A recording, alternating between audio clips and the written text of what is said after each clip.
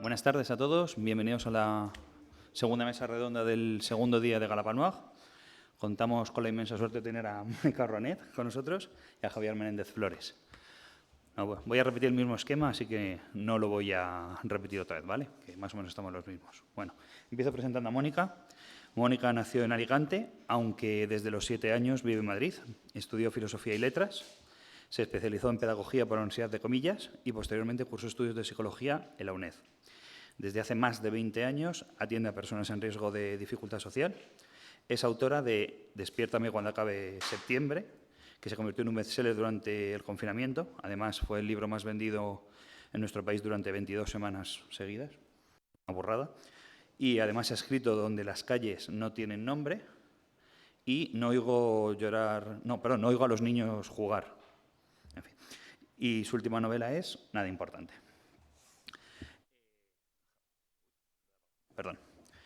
Javier Menéndez Flores nació también en Madrid, estudió Filosofía y Letras, aunque más adelante se ha dedicado al periodismo cultural, panorama en el que destacaría por sus entrevistas. Se inició en la Guía de Ocio de Madrid, ha participado en diversas publicaciones como Rolling Stone, Man y especialmente Interview, donde hizo incontables entrevistas.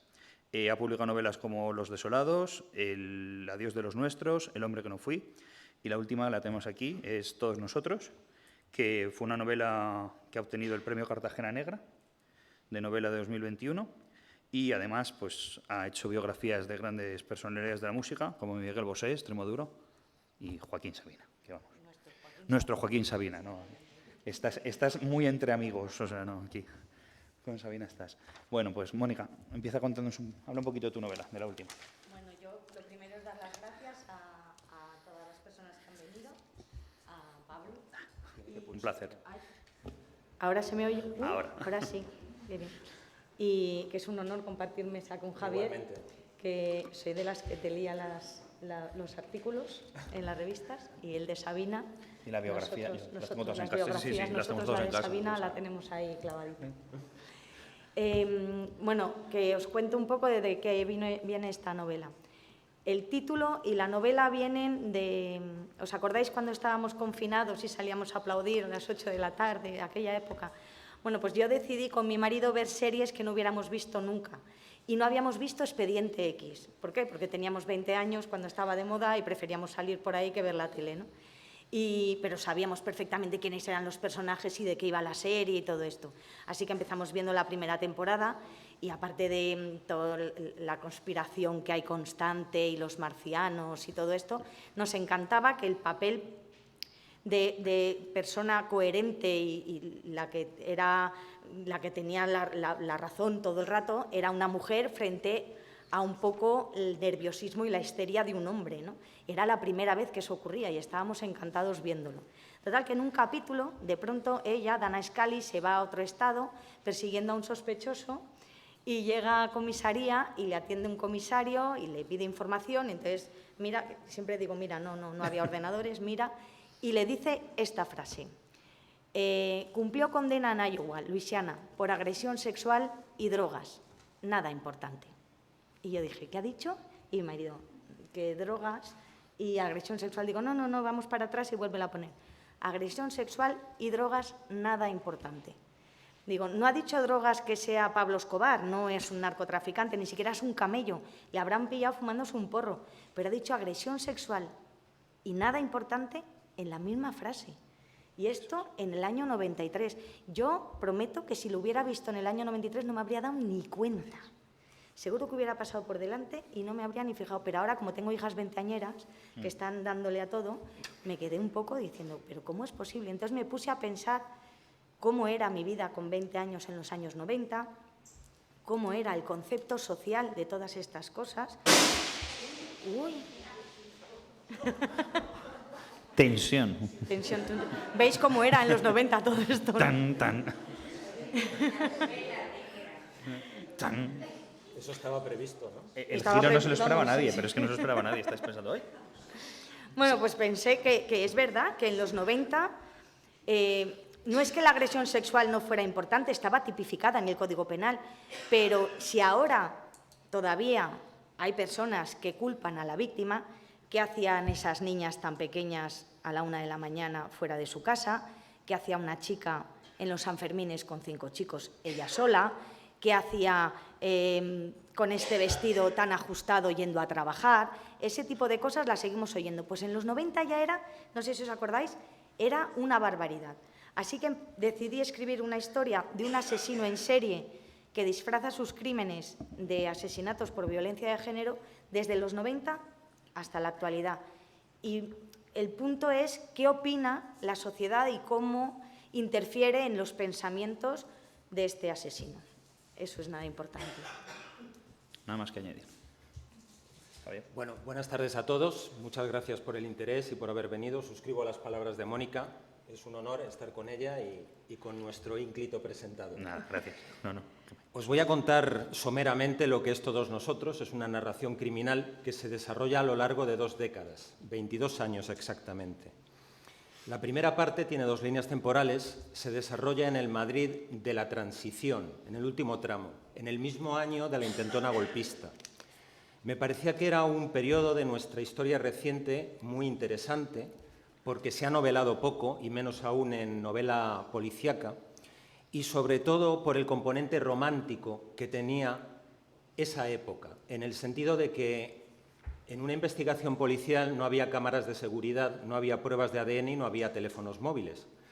Y por lo tanto la policía tenía que hacer un trabajo de campo importante. Tenía que patear las calles, tenía que darle al coco, ser muy deductiva, muy analítica, y eso es lo que yo quería plasmar, ese tipo de policía que además venía de la policía franquista, que estaba acostumbrada a arrear, y es esa transición entre una policía expeditiva, que no se andaba por las ramas, y los inspectores de policía de una democracia naciente, pero aún con las patas frágiles, ¿no? En ese sentido, Todos nosotros es una novela de contrarios. Esa sería la primera parte de la narración. Desaparecen una serie de chicas y hay 2 inspectores de policía a los que se les encomienda encontrarlas. Desaparecen, por cierto, en bares de copas. 22 años después han cambiado radicalmente las cosas, nuestro país es otro, está plenamente integrado en Europa, ya la policía no comete abusos como los que se ven en el año 81 y hay un investigador de policía que todavía está tirando de un hilo que se rompió en un momento de la primera parte. Y eso sería, a grosso modo, Todos nosotros. No os quiero desvelar más, es una novela de 500 y pico páginas, pero que creo que tiene a su favor, que tiene un ritmo que permite leerla como si no tuviera 500 y pico páginas, sino como un pie de foto.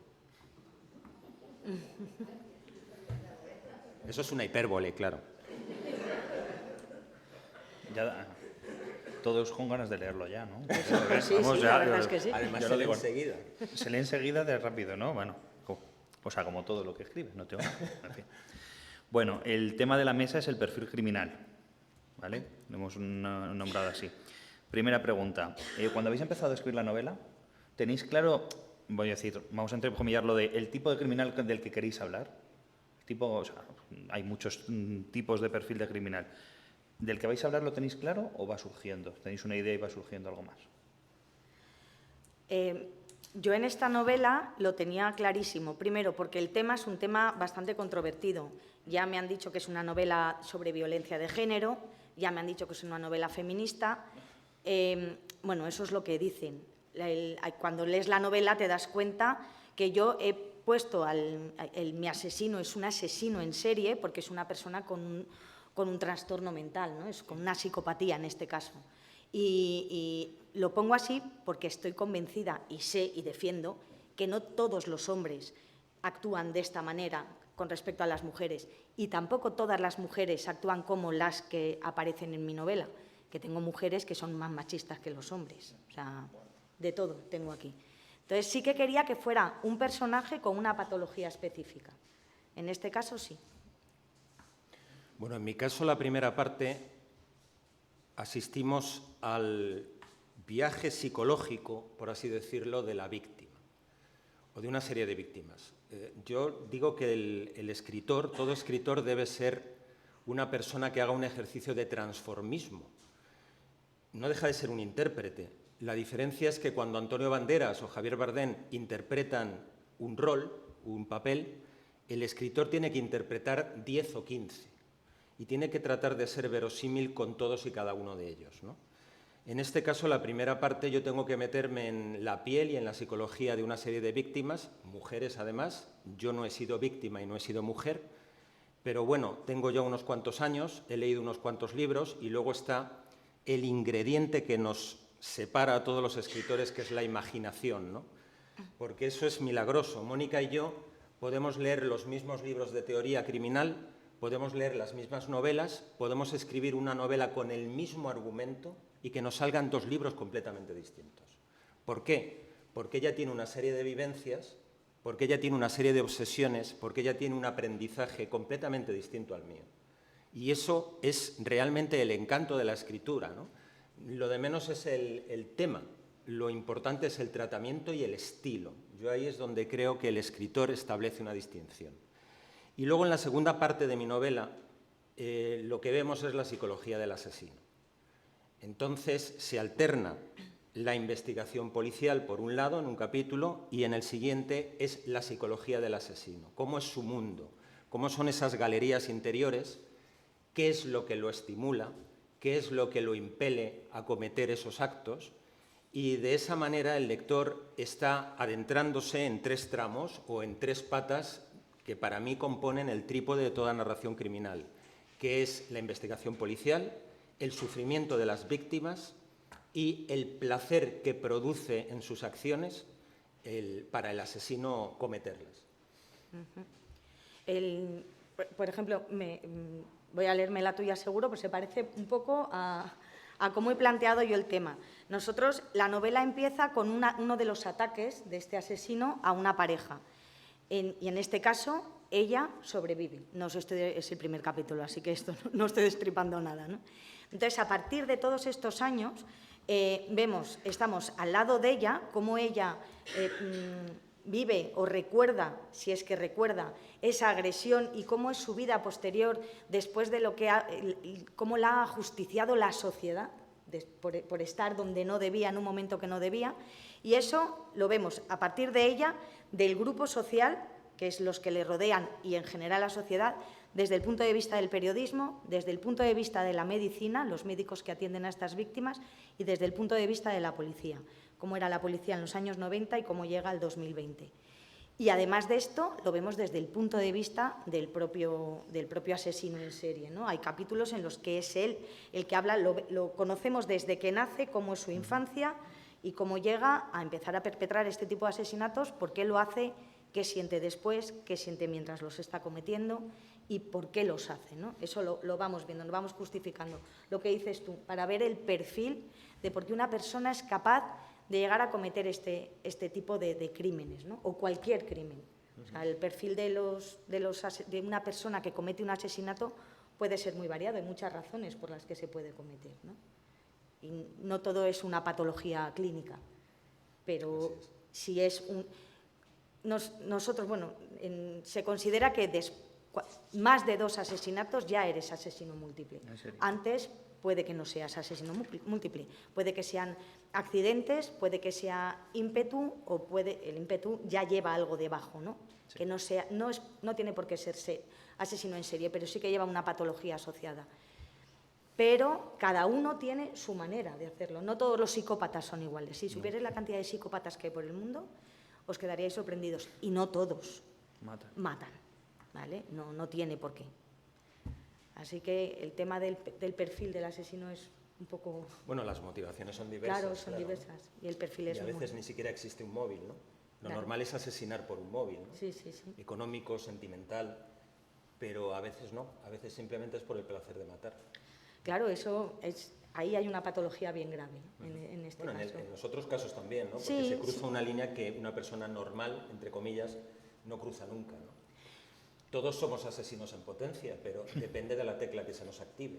Por supuesto, por supuesto. Sí, en eso estoy totalmente de acuerdo. Tú puedes matar por un accidente, dar un empujón a alguien y que se caiga y se dé un golpe y pierda la vida. En ese caso no es un asesinato intencionado. Pero si resulta que cuando lo has hecho no has sentido ningún tipo de remordimiento ni ningún tipo de sufrimiento, es más, lo que dices tú, puedo hacerlo, y decides hacerlo una segunda vez, eso ya requiere un tipo de... Bueno, y no es lo mismo asesinar a una persona que te ha infligido un dolor que a asesinar, modo de pues, venganza que una persona que no sabe nada de ti, ¿no? Y que tú escoges al azar. Creo que son dos casos completamente, diametralmente opuestos. Claro. Si buscas qué justificación buscas para acabar con la vida de esa persona, también dice mucho del perfil del psicópata o del asesino. O Porque del, te suspendió las matemáticas de Sí, Coe. puede ser. O simplemente porque lleva una falda que el color te parece estridente y que no combina. American Psycho mata por ese tipo de cosas, ¿no? Bueno, es que también hay unas faldas por ahí. Sí. Unos estampados que, madre mía. ¿Y por qué nos atrae tanto estos perfiles criminales? No sé si desde de siempre o desde... ¿Es una moda o por qué queremos conocerlos? Te dejo. ¿Por qué me atraen los perfiles No, criminales? no, en general. Es verdad que no el malo, el psicópata, el asesino, es que ahora mismo no es que esté de moda, es que parece que... No que te sientas identificado, pero que está de moda. Lo hablábamos ayer de Aníbal. Tú estás viendo a Aníbal Lecter y lo único que estás pensando es que no lo cojan, que no lo cojan. Y dices, pero... que es un psicópata caníbal, no digas que no le cojan. Bueno, yo iría más allá. Es decir, ¿por qué nos interesa la novela criminal? ¿Por qué no nos interesa El amor en los tiempos del cólera? Como hace años, ¿no? Que es una novela romántica, es una novela literaria. Yo creo que la novela criminal tiene un ingrediente que la convierte en superior respecto al resto de los géneros. En contra de lo que se sostiene, se habla de subgénero, de serie B, ¿no?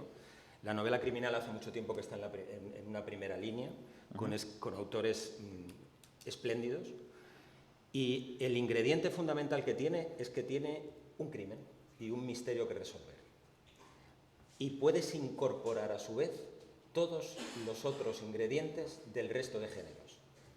Puedes escribir una novela criminal que sea una historia de amor, puedes escribir una novela criminal que sea una historia costumbrista, que sea una novela de ideas, que sea literaria, es decir, todo te lo puedes llevar a ese terreno, pero encima tienes el acicate de que es una trama criminal, de que tienes un misterio por resolver, y esa intriga yo creo que es emocionante a la hora de leer, ¿no? Porque te hace participar también de ella. Entonces, contestando a tu pregunta, me parece que todo lo que tiene que ver con el crimen nos produce un morbo y un interés que es connatural al ser humano. Los programas de sucesos, las secciones de sucesos siempre se han leído. Aquel periódico mítico, El Caso, se vendía muchísimo y hablaba solamente de crímenes, de toda índole. Entonces yo creo que, en efecto, todo lo que tenga que ver con asesinatos, pues tiene un interés extraordinario para todos. Y luego hay personajes muy conseguidos, como el de Aníbal Lecter, que se convierten en una suerte de antihéroes o de villanos con feeling, grandes seductores, y que, como Drácula, sin ir más lejos, ¿no? Drácula también podría ser un psicópata con colmillos. Lo es. Y al fin y al cabo, pues eso es lo que nos gusta de esos personajes, que son muy potentes y que entran en una habitación y la llenan de su presencia, ¿no? Al principio, lo que se consideraba como novela de crímenes o novela de misterio era lo que has dicho tú, de serie B, y eran gacetillas hace muchísimos años.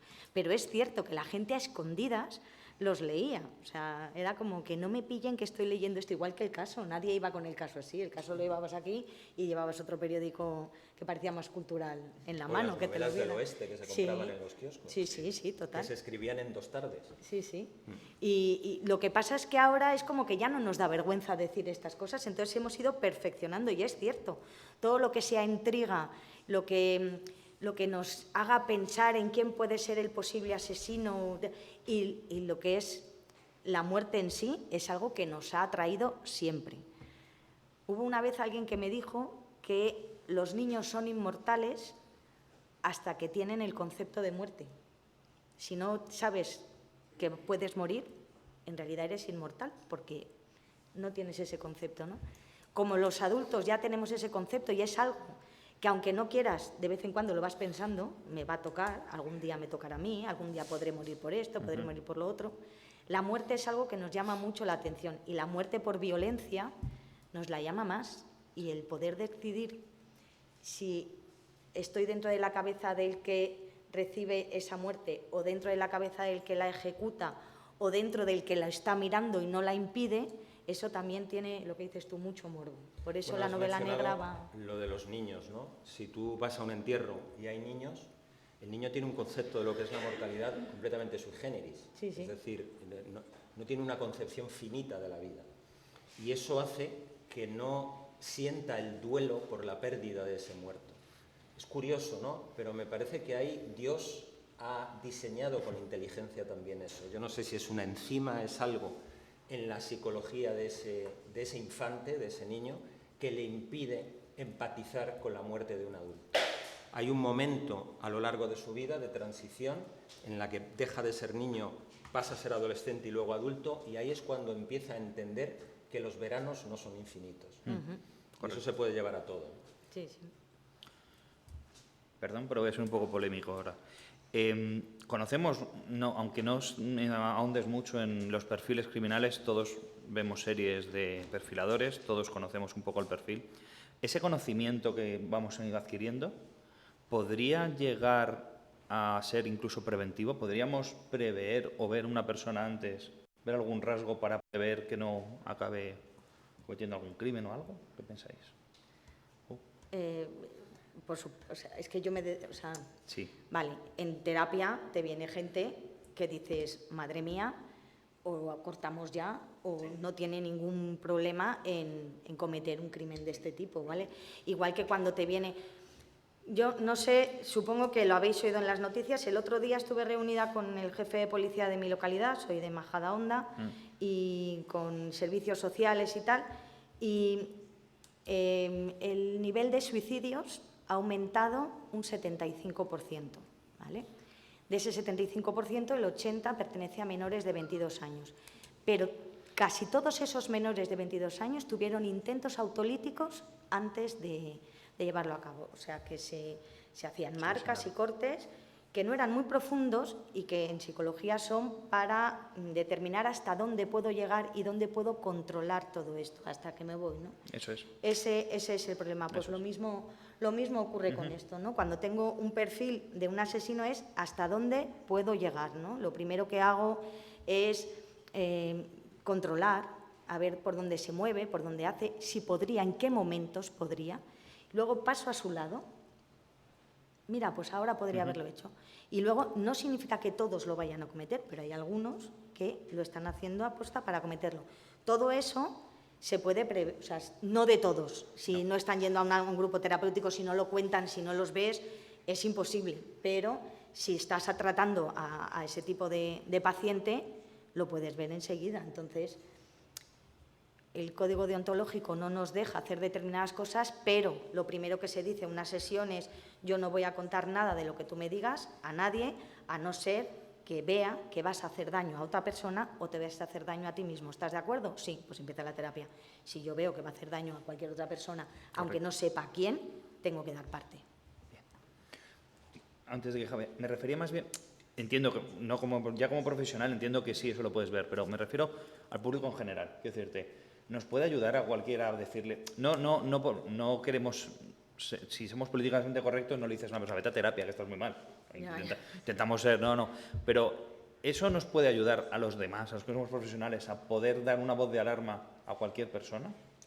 Hombre, yo creo que las personas normales no vamos con un radar activado para detectar posibles asesinos, ¿no? Es verdad que un asesino, un psicópata, un asesino en serie, es una persona que te va a engañar siempre. Es decir, no le interesa mostrar sus cartas. Lo hemos visto 1000 veces. No, pero si era un tío encantador. Siempre saludaba. Y resulta que tenía cabezas en un congelador, ¿no? Otra cosa es un calentón, una persona que por un acto concreto, determinado, impulsivo, decide quitar de en medio a alguien, ¿no? Pero no estamos hablando de eso, evidentemente. Claro que la policía establece una serie de perfiles, la policía recopila información, hay gente que se dedica a eso. Pero las personas de andar por casa, hombre, todos tenemos una psicología de andar por casa, ¿no? Es decir, un vendedor de coches tiene psicología. un dependiente que lleva muchos años vendiendo trajes tiene psicología. Es imprescindible, porque la psicología no deja de ser el trato con tus congéneres, ¿no? Solo que va un paso más allá. Estudias, elaboras perfiles, te metes en esa persona. Pero yo creo que todas las personas, en función del desarrollo de nuestras profesiones, adquirimos una psicología que nos ayuda también en nuestras relaciones personales, en nuestras relaciones profesionales. Es decir, sabemos cuándo le tenemos que pedir a nuestro jefe un aumento de sueldo y cuándo le tenemos que decir a nuestra mujer que el domingo nos vamos al fútbol y que luego hay unas cervezas, ¿no? Es decir, esa es una psicología de andar por casa. Pero es difícil, creo, no hay un aura en un asesino en serie que lo distinga del resto. Creo que de una manera visual es exactamente igual que cualquier otra persona. Podían llevar una camiseta, soy un asesino en serie. Claro. O yo corazón Dexter, algo así, ¿no? Que ya nos lo identifica Claro, ya. como hemos hablado que nos gustan tantos, o sea, llevas una camiseta de Dexter y nadie te va a decir, ah, mira, No, le gusta claro, un no. asesino en serie. No, O, por eso- ejemplo, entrar a un restaurante con una motosierra. Pues son- Bueno, claro. pero no es lo normal. No son tan reconocibles.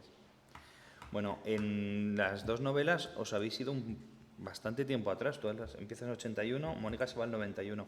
En Ay, esa, 10 años. en esa época, en esas épocas 81-91, ¿era tan importante por parte de la policía, de los profesionales, era tan importante conocer al criminal, tener el perfil, o era, no, son criminales, no nos importa nada más? Acabo de hablar yo. Vale. Yo, en la novela, la documentación de la novela, he hablado con policías que ya eran policías en los 90, que eran policías. Sí, en los 90 también era importante el perfil del asesino. A lo mejor ahora tenemos otro tipo de herramientas más precisas para determinar determinados comportamientos, pero claro que lo sabía, y antes también, o sea, que sí que lo sabía. El tema yo la he situado en los 90, igual que he entendido que tú lo has hecho en los 90 porque necesitabas un momento específico temporal en el que la policía era de determinada manera, yo por cómo era la sociedad, también cómo era la policía y cómo era un montón de cosas, pero en especial por cómo era la sociedad en ese momento. En el tema que trata la novela, ¿os acordáis? Sabéis todos quién es Martes y 13, ¿no? Sí, claro. En el año 91, Martes y 13 hizo el sketch de Mi marido me pega. Y todos nos reímos. Y todos fuimos durante meses diciendo mi marido me pega. Y allí salía Millán Salcedo con el ojo así. Y supongo que a las mujeres que eran ya víctimas de violencia de género en ese momento les hizo maldita la gracia el sketch. Pero supongo que a los que maltrataban a sus mujeres les pareció graciosísimo. Y a los que estábamos fuera o creíamos que los estábamos, nos hizo también muchísima gracia. Y no es que ellos fueran a meter el dedo en la llaga, es que ellos en aquel momento pensaron, ¿qué puede ser gracioso para la sociedad? Pues esto, y nos pareció graciosísimo. Ahora lo vemos como una animalada, ya lo era en el 91, pero no lo veíamos. Eso es lo que yo quería demostrar con esto, por eso empieza la novela en esa época. Supongo que como tú, que has dicho que es como la policía de aquella época, que era una policía posfranquista, cómo trataba. O sea, estos son 10 años después, pero acaba de empezar a haber mujer en la policía. No tenían ni baño para cambiarse. O sea, Claro, en el año 81 había una peculiaridad dentro de la policía. La Brigada de Investigación Criminal, que provenía de la policía franquista, del Cuerpo General de Policía, luego se transformó en el Cuerpo Superior de Policía, eran policías que funcionaban por turnos, no había grupos. Es decir, yo, por ejemplo, escribí con Melchor Miralles un libro sobre el crimen de los marqueses de Urquijo, El hombre que no fui. Sí. Hicimos una investigación impresionante, nos leímos el sumario, más de 7.000 páginas. Entrevistamos a todos los actores vivos, al famoso mayordomo. Hablé con el vigilante de seguridad, que es el primero que ve los cuerpos a la mañana siguiente. Es decir, hicimos una investigación importante que nos llevó cerca de un año. En el año 81 llamabas a la brigada de policía y el que estaba cogía el aviso y se personaba en el lugar de los hechos. Daba igual que fuera un asunto de drogas, que fuera un asesinato, que fuera violencia machista, eso era lo de menos. ¿Eso qué significa? Que no estaban especializados realmente.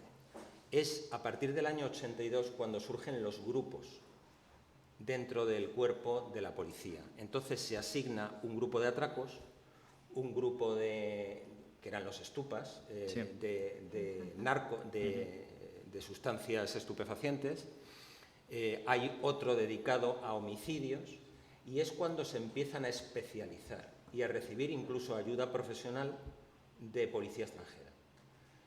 Ese es un momento muy interesante porque, como digo, era emergente todo, era muy naif, era muy salvaje. Entonces el policía se tenía que encomendar a los pocos elementos de que disponía, tener una gran vocación, porque no estaban, lo que se dice, bien pagados, y entonces robarle muchas horas a su tiempo libre, dedicarle muchas horas a revisar todo lo que conseguían. Los laboratorios de la policía científica no eran lo que son hoy, No. porque luego también hay que hablar del fenómeno CSI. Bueno. Es decir, a partir de la serie CSI, casi todas las novelas y las películas se resuelven en los laboratorios. Ya no hablamos de una investigación policial. Y a mí lo que me interesaba precisamente en esta novela era una investigación policial a la vieja usanza, romántica, de policías que tienen aquí la pistola, que tienen la placa y que salen a la calle a buscar al asesino y a olerlo. Y eso me parece que hoy en día no se puede hacer. No. Es decir, tú pisas la calle y ya hay 17 cámaras que te están registrando. Tienes el teléfono móvil, antenas por todos los lados, las pruebas de ADN. Entonces ahí estamos muy jodidos los escritores. Por eso, viajar al pasado me parece que me permitía un viaje romántico por ese tipo de policía que tenía que hacer de la necesidad virtud y de conseguir resultados a partir de unos elementos muy limitados. Muy bien. ¿A ti no te ha pasado a veces que piensas, estás escribiendo un crimen en la actualidad y entonces te empiezas a documentar y claro, tú recuerdas CSI tal, y de pronto llamas a un amigo policía y te dice, eso es en Estados Unidos y en las películas aquí? ¿Tú has visto The Wire? Pues aquí seguimos con la máquina. Sí, pero tanto... Bueno, o sea, yo tuve la desgracia de que me entraran a robar a casa. Justo en 2005, 2004, que estaba CSI en el auge. Claro, cuando vino la policía a casa con esa maleta, sacó una huella de una puerta y yo dije, y yo estaba esperando a Grison sacando aquí, mirando. Dijo, bueno, ya hemos sacado, nos vamos. Digo, pero si es que mira muchos cajones o cuánto. Sí, pero con esto ya tenemos bastante. Dije, bueno, qué decepción, pues nada. Yo veía la serie y decía, ay, por Dios, que no saquen esto en mi casa porque van a encontrar pelo de mis hijas, mío, del perro. Qué horror, qué horror. Bueno, indudablemente todo escritor tiene una experiencia personal en su novela. Del tema principal de vuestra novela, ¿cuál fue ese momento vivido o ese momento visto que os marcó para escribir sobre la novela? A ver, yo he contado que el tema viene por esto, pero hay una parte en la novela en la que el personaje que os he contado, Minerva, la chica que es agredida en el primer capítulo y que sobrevive, se despierta en el año 91 en el Hospital Clínico de Madrid y no recuerda absolutamente nada. En el año 91 yo tuve un accidente de coche con el coche de la autoescuela, soy la primera. Y nada, entré en coma en el Hospital Clínico y cuando salí del coma y de la UCI y me desperté no recordaba absolutamente nada. Entonces siempre me han dicho, eso lo tienes que escribir, pero escribir eso solo era un poco... Me hace gracia porque leen esa parte y me dicen, es que ella cuando no recuerda y lo que vive y lo que dice, es que parece tan real, digo, y tan real. Vamos, si lo supieras tú. Y lo que no he puesto, porque por lo visto yo a un médico le perseguía y le decía, tú y yo nos conocemos, nos presentó tu pato. Y mi madre, cállate. Pato. Y yo, su pato nos presentó. Eso no lo he puesto en la novela, pero debería haberlo puesto. Pues yo en este caso es la novela en la que más me he alejado de todas las que he escrito, ¿no? Y además lo he hecho es profeso. Aún así, seguramente muchos de los rasgos de los personajes, de todos, de ellas y de ellos, tienen que ver con mi personalidad, ¿no? Porque eso es inevitable. Sí. Yo he querido establecer algo que es muy viejo en el género, que es una novela de extremos, del bien y el mal, maniquea, con un policía que es, de alguna manera, la alegoría de un héroe romántico, en el sentido de que no es que vaya con un caballo blanco y una espada de fuego, sino que es una persona que cuando ve unas fotografías de una mujer muerta en la calle, desnuda, con los ojos fuera de las órbitas, entiende que es algo personal. Él acaba de entrar en el cuerpo, es un policía vocacional y esa imagen se le queda grabada para siempre. Y lo que él quiere es arrojar luz en esas tinieblas. Y es una historia puramente criminal como pueda serlo True Detective.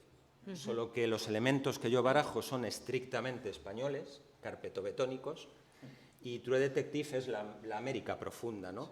Pero no son tan distintas la España profunda y la América profunda. Al final, la pulsión, el aliento que mueve a los asesinos viene a ser muy similar, ¿no? Y los objetos de deseo de los asesinos son también muy similares. Al fin y al cabo, todos respiramos por los mismos sitios, ¿no?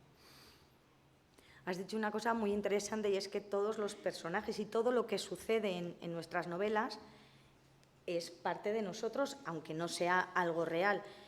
Yo siempre defiendo cuando hay compañeros que dicen, no, es que yo empiezo a escribir y los personajes se me van y hacen lo que ellos quieren. Eso no es posible, no existen, los estás creando tú.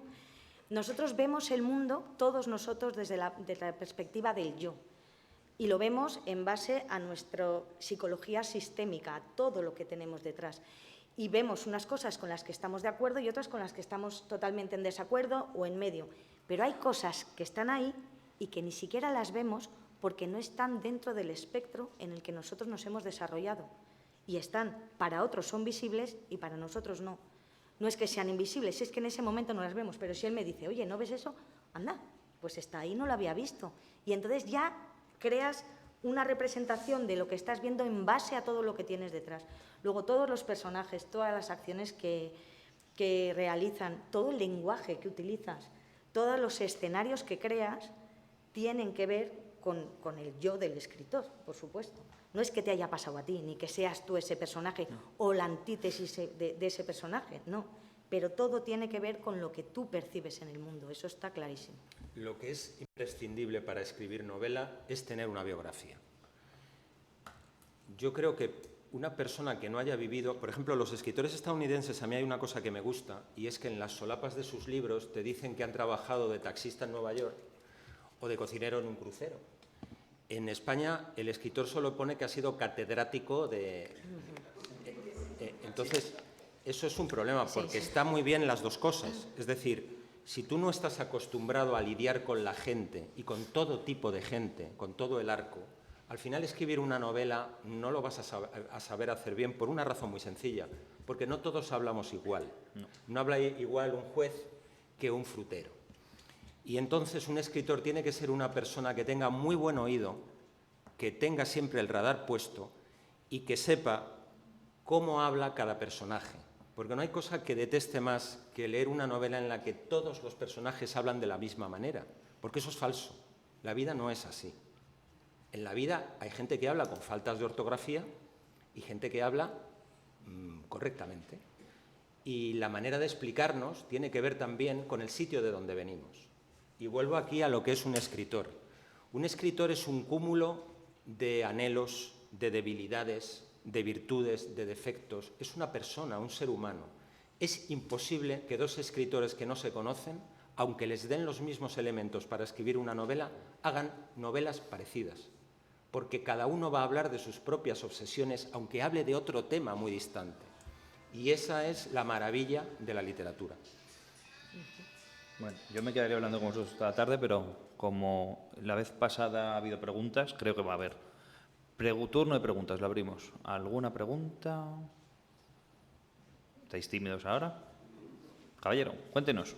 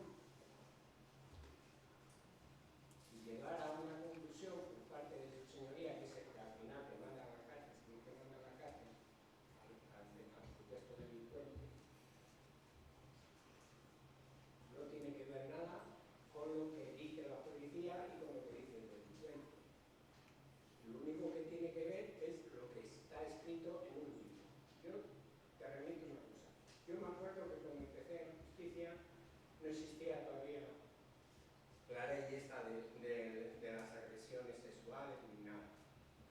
Y tenía que, cuando detenían a alguien porque había pegado a la mujer, le condenaban a estar en casa 15 días.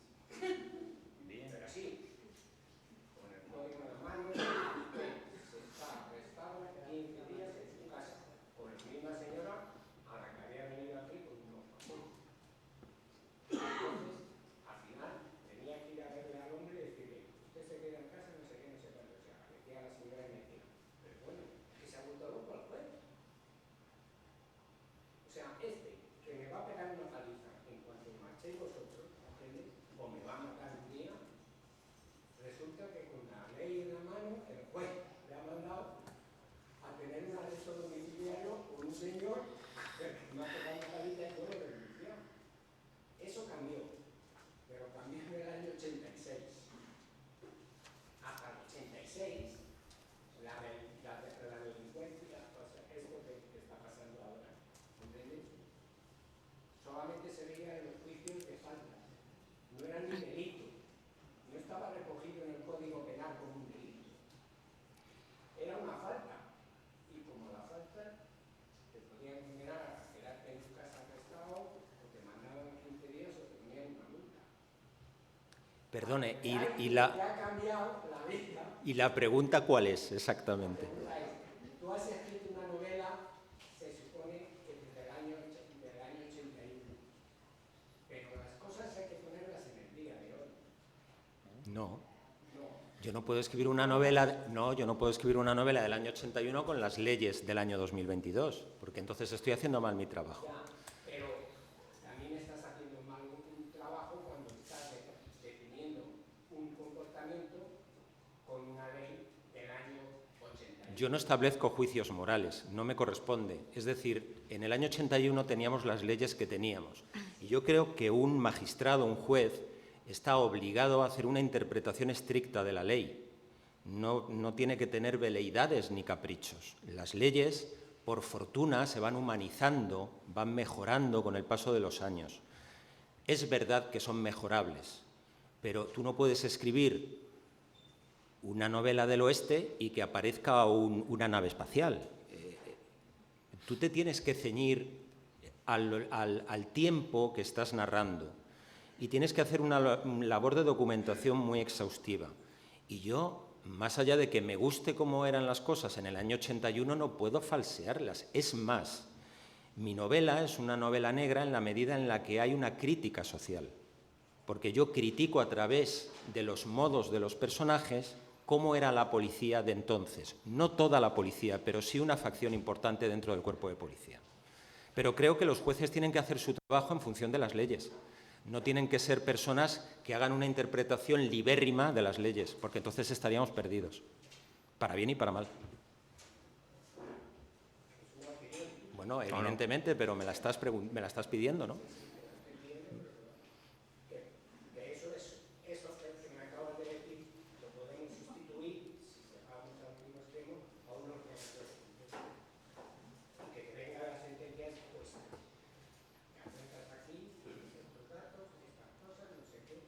No, porque hay muchos matices y en los juicios hay pruebas, hay conjeturas, es decir, al final, en un Estado de Derecho, lo que mete en la cárcel a alguien son las pruebas, no son los indicios, no son... Tú tienes que demostrar que esa persona ha hecho tal cosa. Y si lo puedes demostrar, porque aunque sepas que lo ha hecho y no haya manera de demostrarlo, para eso está la ley, tiene que ser garantista. Y ese es el logro de la democracia. Correcto. Y del Estado de Derecho. Pero yo creo que podríamos estar debatiendo esto Sí. ad eternum. Y no tenemos tanto tiempo, lo siento. Ya. Bueno, otra pregunta. Sí. Cuéntame. Yo voy en torno a la influencia. Es una pregunta que yo me hago y creo que nos debemos hacer todos. Nos estamos haciendo. La influencia social de los medios de comunicación. Pongo un ejemplo. La serie La Casa de Papel nos plantean la situación de tal manera que nos ponemos casi a favor de los malos.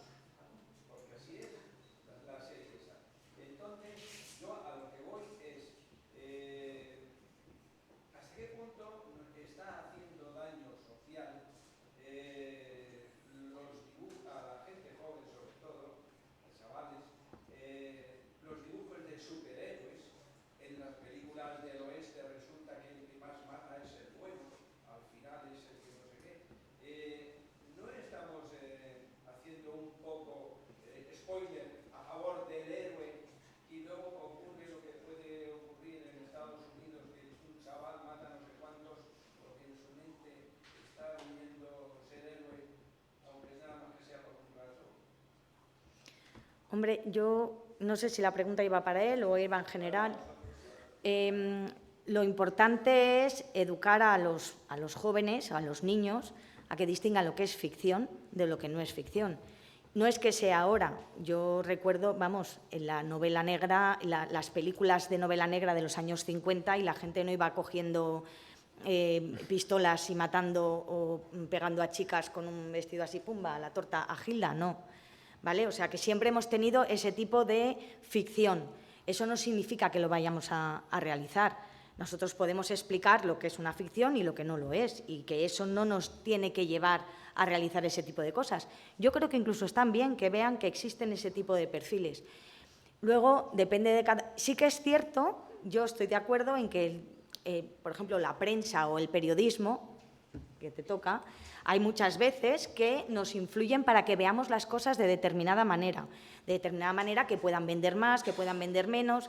Yo, por ejemplo, a mí La Casa de Papel, me vais a odiar, pero yo dije, esto no me lo creo. O sea, sí, pero supongo que como yo habrá mucha gente que habrá dicho, esto es inverosímil. Yo sé que es ficción y que es no sé qué, pero llega un momento en el que, mira, me he visto la primera temporada y he acabado a duras penas. Yo ya no veo nada más.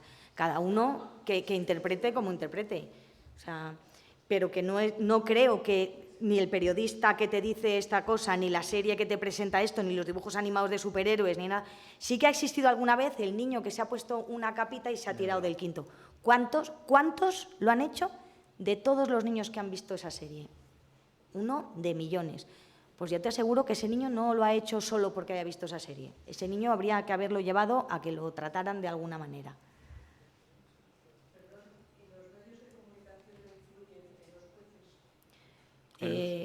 Espero que no.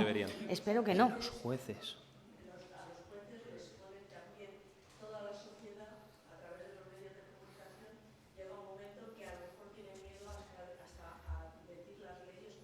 Mira, perdona, yo soy hija de un juez que acabó siendo presidente de sala del Tribunal Supremo. Jamás he visto que mi padre hiciera caso de la prensa, ni siquiera que leyera ningún caso en prensa de los que él estaba llevando. Ninguno. Y quiero pensar que como él, todos. Quiero pensarlo. Yo lo tenía en casa y yo veía eso. O sea, que no... Hombre, hay casos que crean una enorme alarma social. No sé, el aceite de colza en su día. Es muy difícil sustraerse de ese sentir general, de ese juicio mediático, de la ira de la gente. Pero yo creo que va en el sueldo del juez conseguirlo, meterse en una burbuja e interpretar las leyes, porque si no, podemos ser jueces todos.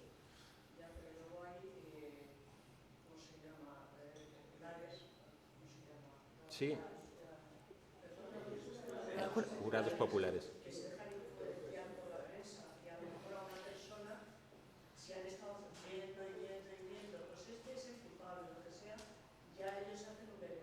Se supone que mientras eres jurado no tienes acceso a todo esto. Estás aislado. Estás aislado completamente, sí. No tienes ni prensa, ni televisión, ni nada. Para no contaminarte, precisamente.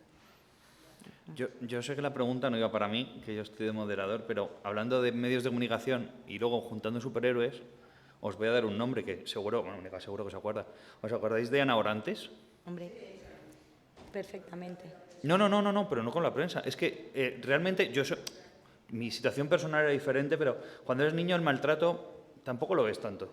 No te das cuenta, pero es que esa mujer salió en la prensa. Salió y que murió a los 2 o 3 días, ¿no? Los medios de comunicación tienen que... No vamos a entrar en ese debate, pero es que yo creo que ese fue el punto de inflexión de la sociedad española. Cuando vio a Ana Orantes, la mataron al día siguiente. Dijeron, pero ¿qué hemos hecho? De hecho, creo que cuando se habla de las víctimas de violencia de género, se empezaron a contabilizar a partir de ese caso. Sí, hay un dicho que dice que España reaccionó en 2 momentos. En el de violencia de género, con el caso de Ana Orantes, y en el de agresión sexual, con el caso de la chica de Pamplona. Esos son los 2 momentos en los que hubo cambio social y hubo otra manera de mirar e interpretar las leyes. Todavía hay mucho que caminar, pero Pero se van igual- dando pasos. Igual que el asesinato de Miguel Ángel Blanco establece un antes y supuesto. un después respecto a ETA, ¿no? Y el de la novela que has contado tú, que a mí me encantó, no sabía que era tuya y me ha hecho mucha ilusión saber que es tuya. El hombre que no fui de los Sí, marqueses sí, del sí. Viejo. Sí. Hubo un caso, el caso Balinov, que al final la culparon en el jurado popular, porque la culpó a Dolores esta. Con indicios. Es que por indicios decimos que no se puede juzgar. Por supuesto. Pruebas. Ujú. Y sin embargo la metieron en la cárcel. Luego apareció el asesino. Sí. Entonces es que hay que tener mucho cuidado, la prensa tiene que tener este tipo de cuidado. Sí, sí, claro. Cuando señala a una persona y la machaca, porque al final la gente se lo acaba creyendo. De todos modos, quería apuntar algo respecto a esa pregunta que ha hecho usted, que ha mezclado varias cosas. Las películas del oeste, los cómics. A mí las películas del oeste y los cómics doy gracias a Dios porque existan y hayan existido, porque me han hecho muy feliz. Es decir, yo creo que tenemos que separar, lo ha dicho bien Mónica, entre la ficción y la no ficción. Y bueno, pues tener un andamiaje lo suficientemente sólido como para no volvernos locos. Imagínate que ves una película de Clint Eastwood y es como Michael Landon en La casa de la pradera. No. Eso es un coñazo. No, no. Uno cuando ve El jinete pálido, lo que quiere ver es caña y lo que quiere ver son tiros. ¿Qué sería de Solo ante el peligro de Gary Cooper si no hay un ajusticiamiento, ¿no?, a los malos? Los cómics, Superman, Spiderman, yo creo que te ayudaban a soñar, ¿no?